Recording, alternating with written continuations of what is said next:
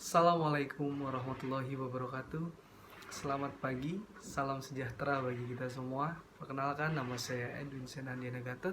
Saya adalah mahasiswa ilmu politik Universitas Muhammadiyah Jakarta semester 2 dan saya dari kelas G.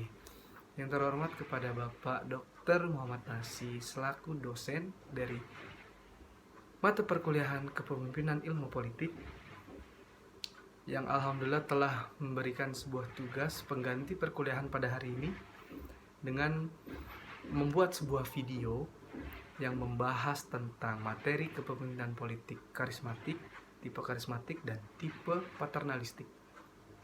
Sebelum itu, kita harus paham dulu apa yang disebut dan dimaksud dengan kepemimpinan politik.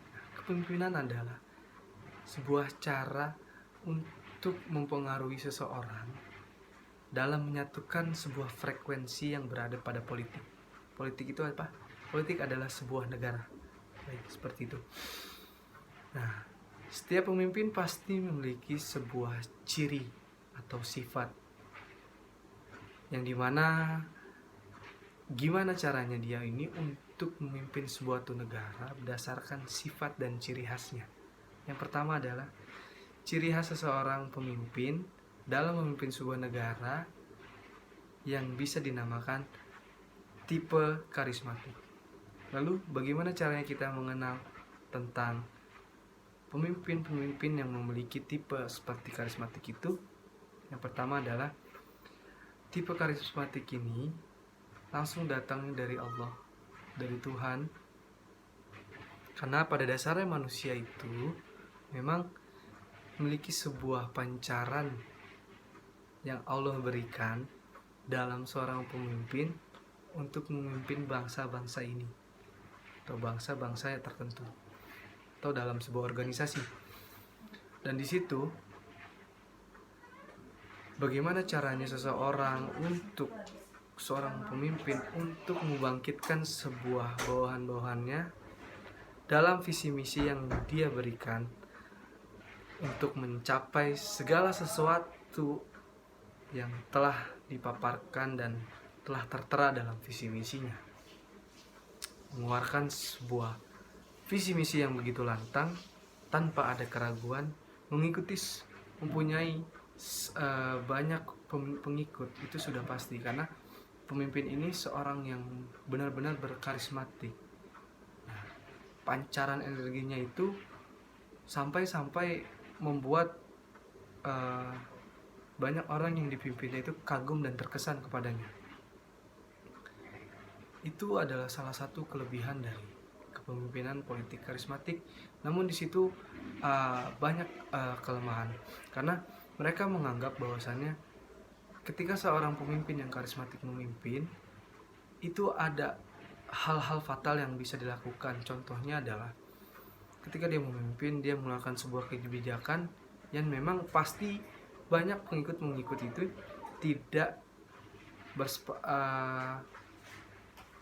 tidak paham atas segala sesuatu yang telah dibuat oleh kebijakan dari kepemimpinan politik yang tipikal karismatik ini. Mereka mengikuti alur begitu saja karena memandang bahwasanya pemimpinnya itu seorang yang karismatik yang mungkin saja bijaksana dapat membuat sebuah keputusan. Dan kelemahan berikutnya adalah minimnya inisiatif, minimnya sebuah aspiratif yang ada dari orang-orang yang dipimpin olehnya. Karena ketika sebuah pemimpin yang memiliki sifat karismatik ini membuat sebuah regulasi yang seperti tadi saya katakan, nah hal itu tak bisa kita pungkiri lagi bahwa apapun yang memang diinginkan oleh seorang pemimpin itu, nah itulah yang akan terjadi. Jadi seperti itu. Ya, contohnya kita bisa melihat pemimpin-pemimpin yang memiliki sebuah karismatik itu seperti Insinyur Soekarno. Beliau memang sangat karismatik sekali. Bahkan dalam perjuangannya pun sampai banyak rakyat itu terkesima dengan sebuah keputusan beliau dengan sebuah tindakan yang beliau buat untuk memperjuangkan dan memerdekakan bangsa ini. Dan di situ juga selain Soekarno, kepemimpinan salah satu contoh seorang pemimpin yang memiliki jiwa karismatik ini atau sifat karismatik ini adalah John F. Kennedy. Nah, John F. Kennedy adalah seorang presiden Amerika Serikat yang mana memang penuh dengan karismatik. Beliau juga sempat melakukan sebuah kerjasama dengan Presiden Soekarno, membuat sebuah kontrak segala macam. Selanjutnya ada Martin Luther yang merupakan seorang pemimpin Protestan ya, pada masa kejahatan gereja Katolik di Roma, memprotes kebijakan gereja yang bahwasannya bisa menghapuskan dosa segala macam. Dan di situ beliau memiliki jiwa yang benar-benar karismatik sehingga memiliki banyak dukungan dari beberapa masyarakat yang memang mendukungnya, sehingga terjadilah sebuah pemberontakan atau sebuah perpisahan antara Katolik dan Protestan. Dan di situ menunjukkan bahwasannya Martin Luther ini memiliki sebuah power, sebuah pancaran energi yang karisma, sampai banyak orang yang terpengaruhi olehnya, banyak orang yang percaya kepadanya. Disitulah kenapa saya bisa katakan Martin Luther sebagai pemimpin yang memiliki jiwa karismatik. Oke, selanjutnya adalah seorang pemimpin yang memiliki sebuah jiwa atau sifat paternalistik. Nah, jadi paternalistik ini adalah sesosok pemimpin yang lebih bersifat kebapak-bapakan. Kenapa saya bisa bilang kayak gitu? Karena pemimpin ini lebih cenderung dewasa, memiliki sifat yang dewasa, sifat yang mengayomi bawahannya. Memang benar-benar secara garis besar itu dialah yang selalu menyelesaikan segala sesuatu. Bisa dikatakan tegas, memang tegas. Nah, contoh pemimpin ini seperti ibaratnya dia adalah sesosok guru. Mereka serba tahu, dia tahu mana yang baik, mana yang enggak untuk bawahannya atau untuk masyarakat yang dipimpin olehnya. Contohnya seperti guru. Dan memang kelebihannya ini adalah di samping itu tegas, jelas, dan tahu mana alur yang akan dibawa oleh kepemimpin ini, dan juga tidak usah merepotkan atau para orang-orang yang dipimpin oleh pemimpin ini tidak terlalu begitu cemas akan sebuah ide-ide atau inisiatifnya. Itu akan disalurkan kemana dan seperti apa. Dan di sini dia juga memiliki sebuah kelemahan. Apa itu kelemahannya? Kelemahan dari orang paternalistik ini adalah untuk bawahannya sendiri. Karena kenapa? Orang-orang yang dipimpin oleh paternalistik ini cenderung mengandalkan seorang pemimpin, dan mereka akan membatasi sebuah aspirasi atau kreasi dan bahkan intelektualitas dari para bawahan untuk mengembangkan potensi yang ada dirinya, karena semua itu sudah ketergantungan kepada seorang pemimpin tersebut. Sangat amat disayangkan, apalagi dalam sebuah bangsa ini, kalau misalkan seorang paternalistik ini benar-benar cenderung memiliki sifat kayak gini, maka sangat amat disayangkan dengan pemerintahan yang bisa saya analogikan sebagai seorang yang one man dan one show. Jadi apapun yang dilakukan, apapun keputusan, peringatan, atau sebuah kegiatan, bahkan sebuah acara itu selalu satu orang ini yang benar-benar lebih agresif dan menghandle semua kendalinya.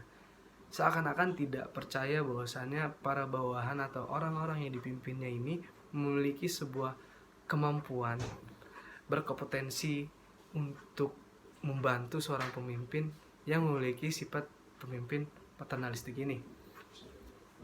Mungkin di sini saya menggambarkan sebuah analogi di dalam pemerintahan ketika ada sebuah acara Jakarta International Festival yang memang di situ bertujukan untuk menyambut seorang Gubernur Jakarta, yaitu Bapak Anies Baswedan. Di acara itu dihadiri banyak oleh masyarakat, dan di situ bisa ditujukan bahwasanya Pak Anies ini memang hampir memiliki dan memang memiliki sifat paternalistik ini karena beliau adalah seorang guru dan beliau selalu mengajarkan hal-hal yang baik kepada anak-anak buahnya. Seperti ini, seperti itu. Banyak cara dari beliau itu yang benar-benar membangkitkan atau memberitahukan sebuah nasihat-nasihat besar yang terjadi untuk bangsa ini dan seterusnya. Dan di situ saya jadi yakin bahwasanya memang seorang pemimpin ini harus memiliki tipikal yang tersebut. Tapi memang tak bisa kita pungkiri bahwa tipe-tipe karismatik dan tipe-tipe paternalistik ini memiliki sebuah kelebihan dan memiliki sebuah kekurangan. Jadi memang pada dasarnya kita sebagai mahasiswa yang memang ingin atau nantinya akan menjadi seorang pemimpin itu harus memiliki sifat-sifat ini. Karena apa? Karena sifat ini benar-benar sangat diperlukan bagi seorang pemimpin agar bisa mempengaruhi dan membawa apa-apa saja organisasi ataupun pemerintahan atau negara yang dipimpin oleh kita nanti itu menuju ke proses yang ranah yang lebih baik, yang lebih positif lagi. Karena memang hal ini sangat diperlukan, dan oleh sebab itu dibahas dalam mata perkuliahan kepemimpinan politik, tipikal seorang pemimpin yang baik dan benar itu seperti apa. Karena kalau kita lihat perjuangan dari Presiden Soekarno, kalau beliau tidak memiliki jiwa yang karismatik, beliau pun tidak bakal bisa mendapatkan perizinan secara diplomasi dengan negara lain begitu mudah. Contoh perizinan diplomasi yang waktu itu beliau dapatkan di Rusia. Bahkan beliau sendiri yang mengajukan sebuah permintaan jika Rusia ingin melakukan sebuah kerjasama dengan Indonesia, yaitu dengan menemukan sebuah makam dari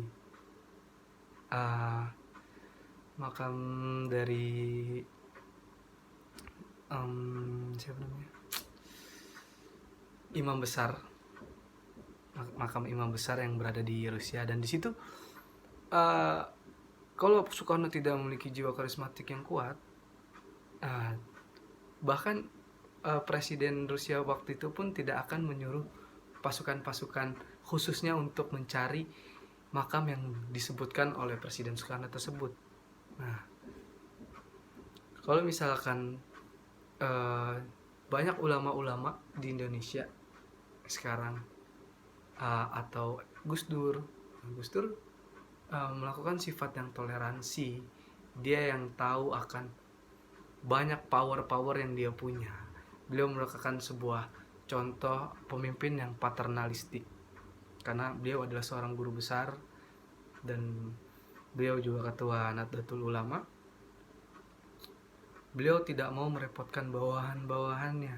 Jadi segala sesuatu yang beliau keluarkan, dan beliau banyak kasus-kasus yang beliau tangani mungkin secara pribadi, secara personal, dengan mengeluarkan sebuah atau mengaplikasikan sebuah teori pluralisme dan bisa dikatakan dia juga sebagai bapak pluralisme. Jadi memang itu sangat perlu sekali untuk mengambil simpati dari rakyat-rakyat atau dari orang-orang yang pernah dipimpin. Mungkin itu saja yang dapat saya sampaikan, tidak mengurangi rasa hormat saya kepada Bapak Dr.